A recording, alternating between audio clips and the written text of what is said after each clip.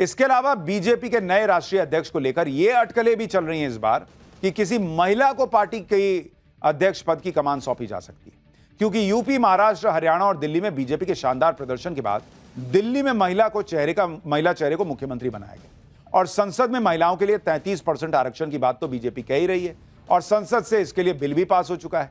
ऐसे में माना जा रहा है कि महिला वोटर्स पर पैठ मजबूत करने के लिए पार्टी प्रेसिडेंट किसी महिला को भी बनाया जा सकता है। अगर ऐसा हुआ तो इसके लिए पीएम मोदी के मिशन साउथ को मजबूती देने के लिए जो 3 नाम आगे आते हैं उनकी चर्चा जोरों पर है।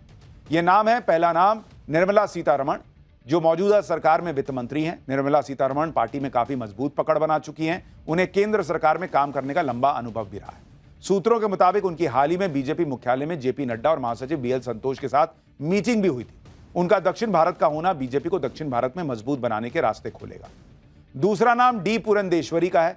दक्षिण भारत में बीजेपी का बड़ा चेहरा है। आंध्र प्रदेश के पूर्व मुख्यमंत्री और टीडीपी फाउंडर एनटी रामाराव की बेटी हैं। आंध्र प्रदेश भारतीय जनता पार्टी की पूर्व अध्यक्ष रह चुकी हैं। वो ऑपरेशन सिंदूर के बाद अलग अलग देशों में भेजे गए प्रतिनिधि मंडल का हिस्सा भी थी। तीसरा नाम वानती श्रीनिवासन का है। वानती श्रीनिवासन तमिलनाडु के कोयंबटूर दक्षिण सीट से विधायक और भारतीय जनता पार्टी की महिला मोर्चा की राष्ट्रीय अध्यक्ष रह चुकी है। वो लंबे समय से पार्टी के लिए काम कर रही हैं। वानती 1993 से बीजेपी के साथ हैं और संगठन में कई अहम पदों पर बनी रही हैं। बीजेपी के राष्ट्रीय अध्यक्ष के चुनाव पर देश की राजनीति में चर्चा इसलिए भी तेज है क्योंकि मौजूदा अध्यक्ष जेपी नड्डा पहले ही एक्सटेंशन पर चल रहे हैं। जनवरी 2023 में बीजेपी के राष्ट्रीय अध्यक्ष पद पर जेपी नड्डा का कार्यकाल खत्म हो गया था। फिर लोकसभा चुनावों की वजह से उनका कार्यकाल जून 2024 तक बढ़ाया गया। इसके बाद हरियाणा, महाराष्ट्र और जम्मू कश्मीर के अलावा दिल्ली विधानसभा चुनाव थे, तो जेपी नड्डा का कार्यकाल फिर आगे बढ़ा दिया गया। फिर पार्टी संगठन के चुनावों में देरी की वजह से उनका अध्यक्ष का चुनाव टलता रहा, लेकिन अब नए अध्यक्ष के चुनाव का रास्ता पूरी तरह क्लियर हो चुका है। ऐसे में माना जा रहा है कि संसद के मॉनसून सत्र की शुरुआत से पहले ही बीजेपी को नया राष्ट्रीय अध्यक्ष मिल सकता है, क्योंकि बीजेपी बिहार चुनाव में एक नए अध्यक्ष के साथ ही जाना चाहेगी ताकि एक रिदम बने, क्योंकि पहले बिहार का चुनाव है, फिर जो है वो बंगाल का चुनाव है और अलग अलग चुनाव और होने। तो बहुत जल्द मान के चलिए कि नए अध्यक्ष के नाम का ऐलान हो जाएगा। अब वो नए अध्यक्ष का सेलिब्रेशन केक कौन काटेगा ये तो वक्त बताएगा। इस वक्त बीजेपी के अंदर जबरदस्त हलचल मची हुई है। 2 दिन में इतने दनादन फैसले हुए हैं कि लोग हैरान रहे कि चल क्या रहा है। उधर आरएसएस की भी एक मीटिंग आज से दिल्ली में शुरू हो गई। एक तरफ आरएसएस की मीटिंग, दूसरी तरफ बीजेपी के अंदर धड़ाधड़ नए फैसले। जबरदस्त सस्पेंस का माहौल बना है और यह सस्पेंस है बीजेपी के नए अध्यक्ष के नाम को लेकर, क्योंकि जेपी नड्डा के बाद बीजेपी अब नया अध्यक्ष चुनने जा रही है। प्रधानमंत्री नरेंद्र मोदी इस वक्त विदेश में है और कहा जा रहा है कि पीएम मोदी के विदेश से लौटते ही बीजेपी के नए अध्यक्ष का नाम सामने आ जाएगा। यानी जुलाई का महीना तो नहीं जाने वाला है। ये लोग कह रहे हैं कि जुलाई में तो बीजेपी का नया अध्यक्ष कौन है पता लग ही जाएगा, और कुछ लोग तो कह रहे हैं कि 10 दिन भी नहीं लगेगा और नाम आ जाएगा कि नड्डा को कौन रिप्लेस करेगा। नए अध्यक्ष के लिए कौन सा नाम चल रहा है लिस्ट में? क्या कोई महिला पहली बार बीजेपी के अध्यक्ष बन सकती है या कहानी में बड़ा ट्विस्ट आने वाला है? ये सब आज आपको बताऊं। 2 दिन में ऐसा क्या हो गया कि कुछ ही दिनों में बीजेपी का नया अध्यक्ष चुना जाना फाइनल हो गया है लगभग, ये भी बताऊंगा। लेकिन पहले बीजेपी के अंदर मची हलचल की एक झलक देखिए।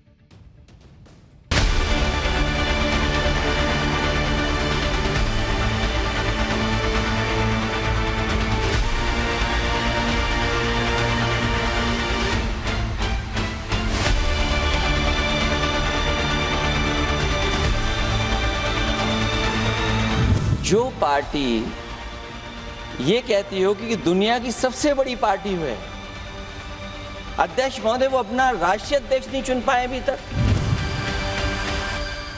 ये सामने जितनी पार्टियां हैं उनका राष्ट्रीय अध्यक्ष उन 5 लोगों को ही चुनना है परिवार के।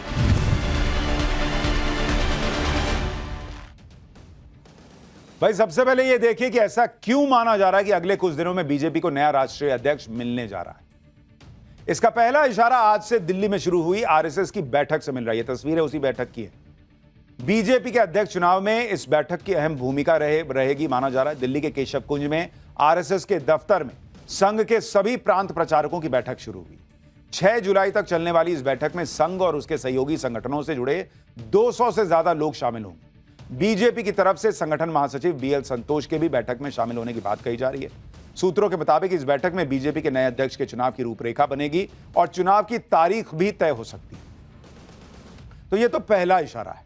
दूसरा इशारा यह कि आरएसएस की बैठक खत्म होने के कुछ दिनों बाद ही यानी 8 या 9 जुलाई को पीएम मोदी अपने सबसे लंबे विदेश दौरे से वापस लौट रहे हैं। ऐसा माना जा रहा है कि पीएम मोदी के विदेश से लौटने के तुरंत बाद यानी 10 जुलाई से 19 जुलाई के बीच ही बीजेपी का नया अध्यक्ष फाइनल कर लिया जाएगा। यानी 21 जुलाई को संसद का मानसून सत्र शुरू होने से पहले बीजेपी को नया अध्यक्ष मिलना करीब करीब तय माना जा रहा है। पीएम मोदी के लौटने से पहले ही बीजेपी राष्ट्रीय अध्यक्ष के चुनाव के लिए गियर शिफ्ट कर चुकी है। पिछले कुछ दिनों में बीजेपी के 9 राज्यों में अध्यक्ष चुन लिए गए और उसके साथ ही बीजेपी के राष्ट्रीय अध्यक्ष के चुनाव के लिए एक जरूरी कोरम को पूरा कर लिया गया। अब ऐसा क्यों हुआ? बीजेपी अध्यक्ष चुनने की प्रक्रिया के बारे में आपको बताता हूं। ये एक लंबी प्रोसेस होती है जिसमें बीजेपी हाईकमान के साथ राष्ट्रीय और प्रदेश के संगठन के नेताओं से बात की जाती है। इस पद के लिए संघ की सलाह पर भी विचार किया जाता है। बीजेपी के संविधान के मुताबिक कम से कम 50% यानी आधे राज्यों में संगठन चुनाव के बाद ही राष्ट्रीय अध्यक्ष का चुनाव किया जा सकता है। इस लिहाज से देश के 19 राज्यों में संगठन के चुनाव के बाद ही बीजेपी के राष्ट्रीय अध्यक्ष का चुनाव हो सकता था और अब तो 37 में से 22 राज्यों में बीजेपी के संगठन चुनाव पूरे हो चुके हैं। भारतीय जनता पार्टी के संविधान की धारा 19 में अध्यक्ष के चुनाव के लिए नियम भी बनाए गए हैं। इसके मुताबिक राष्ट्रीय परिषद और प्रदेश परिषदों के सदस्य मिलकर राष्ट्रीय अध्यक्ष का नाम तय करते हैं। अध्यक्ष पद का चुनाव पार्टी के राष्ट्रीय कार्यकारिणी में बनाए गए नियमों के मुताबिक होगा। अध्यक्ष बनने के लिए जरूरी है कि चुनाव के लिए नॉमिनेशन करने वाला व्यक्ति कम से कम 15 साल तक पार्टी का प्राथमिक सदस्य रहा हो। इसके अलावा प्रदेश या राष्ट्रीय कार्यकारिणी के कम से कम 20 सदस्य अध्यक्ष के चुनाव के लिए किसी व्यक्ति के नाम का प्रस्ताव पेश कर सकते हैं। इस प्रस्ताव पर कम से कम 5 प्रदेशों के प्रदेश कार्यकारिणी के सदस्यों की सहमति होनी जरूरी होती है। इन्हीं सब औपचारिकताओं को पूरा करने की वजह से बीजेपी के नए अध्यक्ष के चुनाव में देरी हो रही थी, जिस पर विपक्षी पार्टियों ने बीजेपी को निशाने पर बार बार लेने की कोशिश भी की। अप्रैल की शुरुआत में संसद में वक्फ बिल पर चर्चा के दौरान सपा अध्यक्ष अखिलेश यादव ने भी अध्यक्ष के चुनाव में हो रही देरी के लिए बीजेपी को घेरने की कोशिश की थी। हालांकि अमित शाह ने ऐसा जवाब दिया कि फिर अखिलेश यादव चुप ही हो गए। बीजेपी अध्यक्ष के चुनाव पर जो सवाल उठ रहे थे और अमित शाह ने क्या जवाब दिया था, एक बार आपको दिखाता हूं, उसके बाद बताता हूं कि भाई वो नाम कौन से हैं जिनकी चर्चा चल रही है कि अगला बीजेपी अध्यक्ष तो यही होगा। जो पार्टी ये कहती हो कि दुनिया की सबसे बड़ी पार्टी है, अध्यक्ष महोदय वो अपना राष्ट्रीय अध्यक्ष नहीं चुन पाए अभी तक।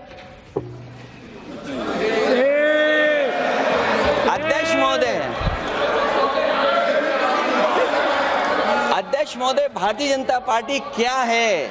अखिलेश जी ने बहुत हंसते हंसते कहा है, इसको हंसते हंसते जवाब देना। ये सामने जितनी पार्टियां हैं उनका राष्ट्रीय अध्यक्ष उन 5 लोगों को ही चुनना है परिवार के। हमें माननीय अध्यक्ष जी करोड़ों सदस्यों में से 12-13 करोड़ सदस्य प्रक्रिया कर चुनना है तो देर लगती है। आपके यहाँ जरा भी देर नहीं लगेगी।